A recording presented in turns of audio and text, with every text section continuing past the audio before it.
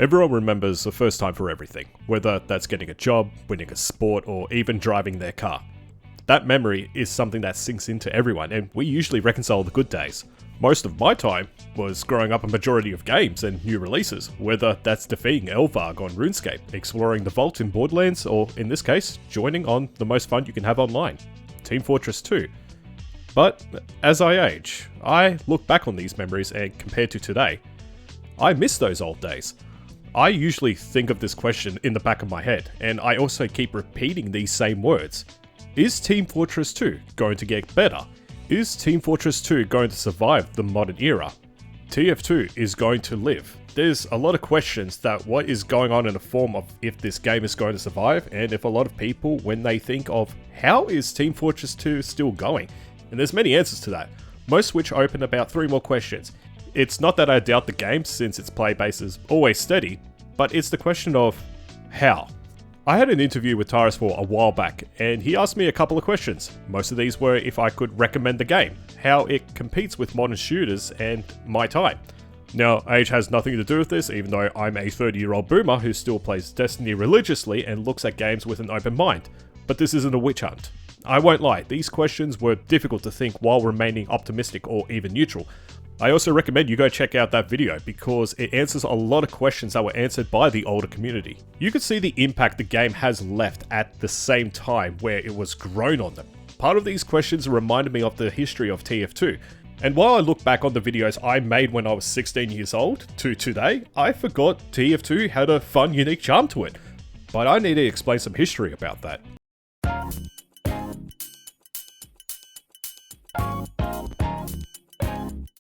I want to take you around about the 2010 era, where the digital age of technology was starting to really fire up.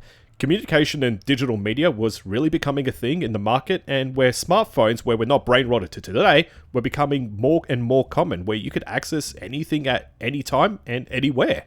During this time is where I stumbled upon PC gaming. Most really only used a PC for school or office work, and a console for gaming. Part of this era, you have to understand that technology was starting to slowly catch up to the rest of the world. A lot of people my age started getting really more invested with the new digital age that was coming, and it was coming up with an amount of crazy shit. What you didn't see were a huge amount of live service games. Now, I want to point out live service games were very minimal. You had your basics like World of Warcraft, RuneScape, some web browser called Dragon Fable. I want to say if I never discovered Team Fortress 2, I probably wouldn't be where I am today. Now, this comment I can say about any type of game. Halo, Call of Duty, RuneScape, but something about TF2 kinda stuck. Most of how we grew up meeting people. It did click, but often it would sort of fade out. Of recent, I've been trying to remain neutral about this game, but there are so many reasons why I just don't have the click I used to. Now, I love TF2, but at the same time, I don't. A lot of the reasons come within how people see the game, then realize something is not right. Now, I want to bring up Destiny 2 for a moment because I can. I've been playing this game for a very long time where it came to a conclusion of recent. These people I've played with, I've been playing since day one. Having that form of story and legacy behind it all does give it a drive. And something about that coming and going to and from this game, you are reminded where you started and how it ended. Team Fortress 2 doesn't click like that. The only deep memory I had was that I played it and I had fun. I made a comment. I don't enjoy making Team Fortress 2 content. And the comment that to me is, how can I have fun with it again? Like Valve mentioned, the most fun you can have online. It doesn't click at all for many reasons.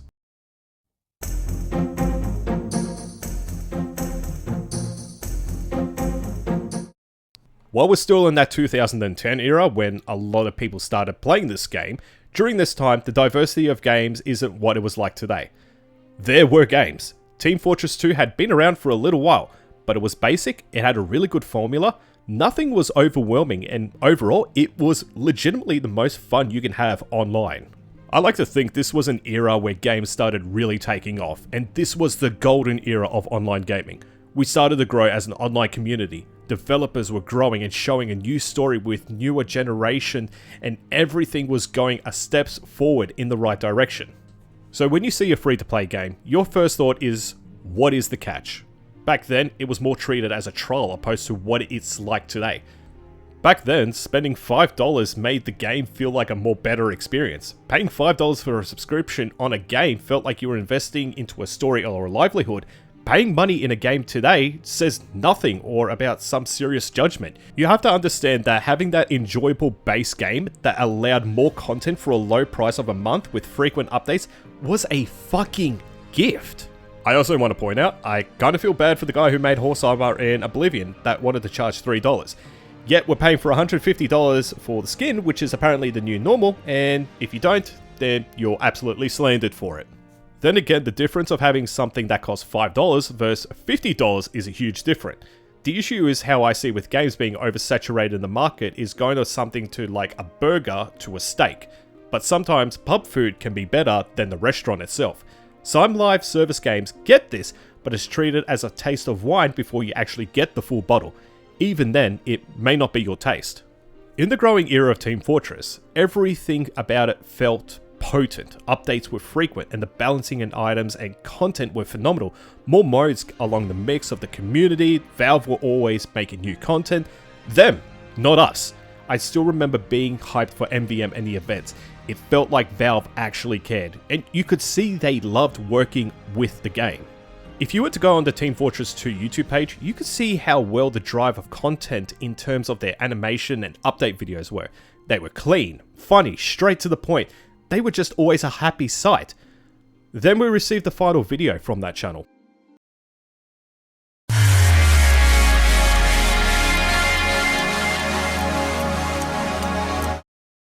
I still remember logging into TF2 that day to find out a massive overhaul that TF2 had received. The game really did push into a huge shift to show how the game operated and more importantly, how you could play. Now, Meet Your Match update came out about 6 months before the Jungle Inferno update, but it was overhauled with the basics of TF2 for now treating it as a quick play launcher. On top of that came competitive, which you had to pay something, and it's something. Jungle Inferno was a fantastic update. It solved a lot of issues and implemented measures, and it was just great. Now, the pass system around this time had been redone into the contractor system, which acted as a battle pass system, but it's more permanent around this time. About 8 years later. I just want to point out, even during this time, there was a lot to do, but it's just another thing. After that, people started to notice a bit of a pattern. Updates were less frequent and more lazier. See, content distribution needs to be accompanied with not items or maps, but the general game structure too. This got particularly worrying when cosmetics were only the real thing. You can start to see a pattern of Summer, Winter, Scream Fortress, and Smithmas, which is Valve's selling point, and it works. Every time.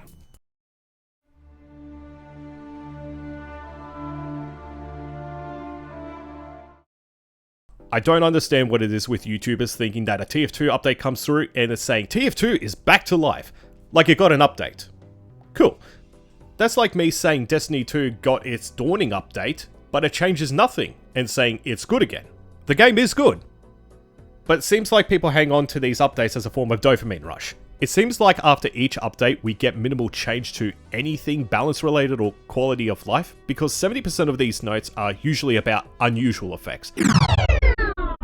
I just want to pause the video right here because while I was making this, Valve actually released an update that gives the SDK to the public. Now, I thought this was a fantastic decision, but then I kind of realized this actually leads to a couple of more issues. Now, I'm really on board for the community making a whole heap of more content, like fixing the game and mods and stuff, like that's fantastic. But I remembered with this, a lot of issues, even with or without the source codes, bots were rampant. More importantly, it just feels like Valve just gave us the, okay, you fix it treatment. Cool stuff, but I can't really say I'm on board with it. The most proficient update we got of late was changing the integer from 32-bit to 64-bit, which, reminder, does fuck all to a game if the main core is built around 32-bit, besides allowing more memory to be pushed out. If you update a game that's built around 32-bit with the engine capability surrounding that, the game's performance will only increase ever so slightly. So when people saw that they were getting 300 FPS because of an integer change, this was your hardware using the full resource of that engine. Which, let's talk about that for a second, because Valve is still using a 15-year-old version of their engine which has a limit. It's why you see games constantly going through engine updates on new or existing titles. If the engine starts to struggle, your game performance will too, and I don't understand why people see that as an important update. It halted the bots for 3 whole days, and I thought that was a smart move. Some lesson regarding this, by the way, is how a lot of remasters actually operate with the past 10 to 15 years. Whenever a lot of games build on those certain systems or formats, it's how the game is structured and supported. Now with newer hardware coming out and is more compatible with everything, there's a certain limitation of what it can do, like putting your foot down on the throttle. Your engine's not going to accelerate quicker if you don't have parts to build around. Then if you do have these parts to build around, then you've got to worry about the core structure. If there's too much strain going along, then that's it. Your engine dies or something catastrophic happens. Conversion of these games to a newer engine for a remaster or even changing the bit integer allows more potency of hardware. But if they aren't adjusted correctly, then really it's a game sticky taped together with a 64-bit integer. It's why I actually think CS2 is a perfect example, because it's utilizing newer resources for hardware and is compatible with the software around it. Updates aren't a matter of here's content and call it a day, but it's supposed to help adjust everything around it, which for TF2 case is not existent, because it's just easier to label as an update and call it a day, which opens to vulnerabilities, not to the game, but for the safety of people.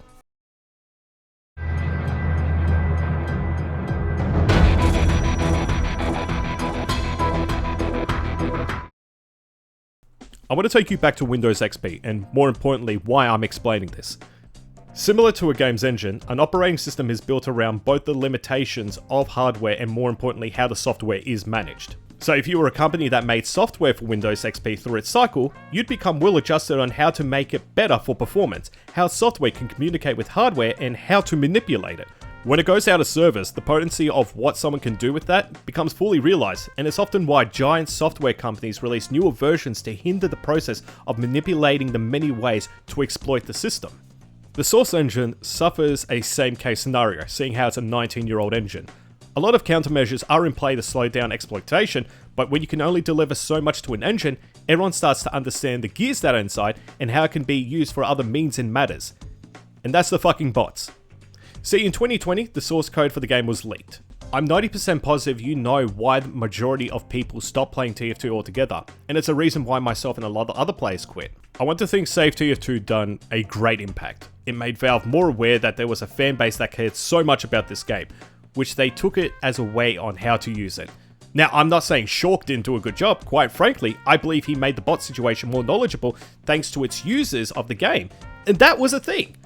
Now, Wheezy done this better with Fixed TF2 by making the comparable situation of World of Warcraft, but it only addressed the major issue of not being playable to the base of people. This is what it fixed. It fixed the majority of the bot issue, the reporting system, and little minor balancing. This is what it still needs to fix. It still needs to fix the majority of quality of life changes. It needs to do something about MVM. Microtransactions are still fucking outrageous. The balancing of the game still needs to be attuned for, and engine security still needs to be addressed. See, bots have always been a very troublesome issue in games. Sometimes they can be outright annoying, to the destructive towards the player base, or even the game economy. I want to take RuneScape, which has had this horrible bot crisis, and it still does, where a list of commands to either hunt an enemy, collect an item, hop worlds can be exploited very heavily. Bots don't stop. There is always going to be a new way to exploit the system and to get around it successfully. It seemed like the situation was only taken care of because of a good amount of awareness, evidence, spread, and most importantly, popularity. I won't sugarcoat it. If the people in the community didn't have a following, I believe this situation would have never been sorted. If you all remember Whammo, an Australian TF2 of about 3 years ago, when he called out the bot plague affecting TF2 to a point where the bots were threatening to blackmail him.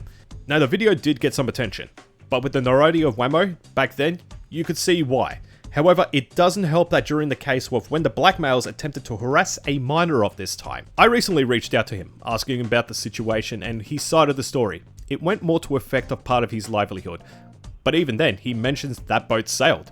So why do I even mention this? It's Valve being negligent towards its fanbase. We had one minor successful breach and that's it. Nothing has been heard of ever since. As of signatures, well, there's been no update, acknowledgement, even a response. And if this happens, well then, the storm is brewing up again. What happens if a new wave of bots start? Is it a cycle? Is it a clout thing? Who is going to do anything? There's many questions of, who cares?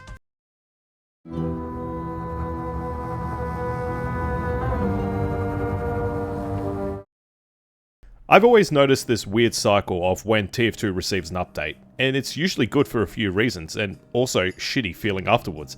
Usually the cycle goes as a new update is released and the community is flooded. Whether that's content, posts, player counts, and this is where the TF2 is back cycle happens. If you say otherwise, I just want to remind people that majority of the videos are unboxing, reviewing new maps, going through the patch notes, or even just refreshers of their content. Now, a few patch updates come to fix the major update to seem like they do care, so the player counts seem constant and everything starts to feel like it's going in the right direction. People often feel fatigued from it after a while, which results in this early burnout, which, let's be real, for what's offered in this minimal to keep the game from feeling alive, this is the we care phase, which makes me feel like we're getting a false hope for that community, and it's a shit feeling. Burnout usually occurs on any game after a while, for which most players results in two things: quitting the game for a while, or just dealing with the fact that updates come and go. I like to think that this is a driving point of why it irritates me so much. We get these updates, it seems like the game is being cared for, then boom, nothing. Which Valve's done their part, you've just given them your paycheck. This mid-season departure is pretty normal in most games. However, like in some games that just offer free content to keep you going, TF2 just dips out. Lastly is community preach. At this time, TF2 just goes back to what it was. Matter of this time, the influx of the community items are shown everywhere, people start getting hyped for it again, asking when the next update is, but then we have to wait for this update, because 99% of the time, we are never going to get something in between. What I've explained is the cycle of Team Fortress 2, and how manipulative it is to the player base. While this effort on the community is outstanding, it's great, and for the content creators, you are doing a fantastic job. Like, fuck, you made some unreal stuff. But it feels like this burst of dopamine just sinks rapidly when Valve have to rely on the community just to keep their game alive. Valve knows it's player driven, but it doesn't care.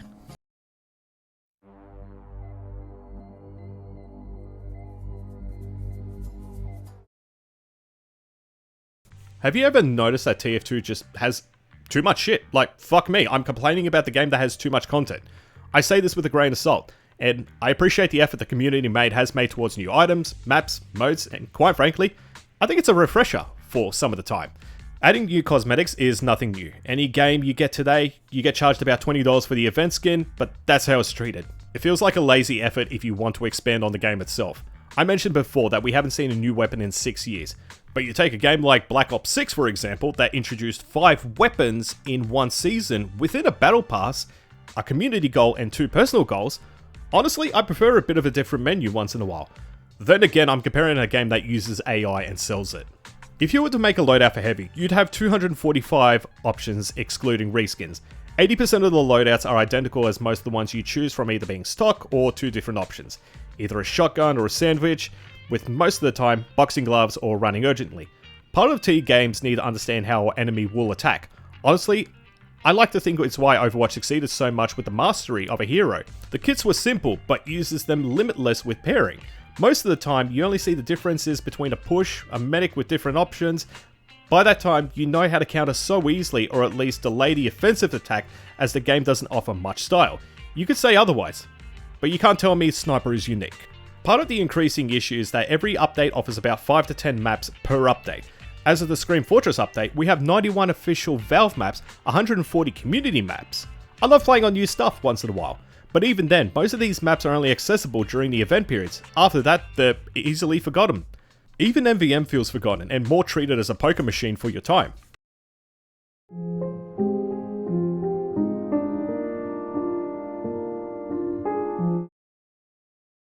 As of making this video, the 7th and final comic of Team Fortress 2 came out. It reunited the whole TF2 community once again. It was a beautiful comic with a proper send-off, a final hurrah, but also this cycle. And usually this is what happens, and it reminds me of what games are going through. A lot of live service games and their quantity in this cycle, and it works. Look at Fortnite.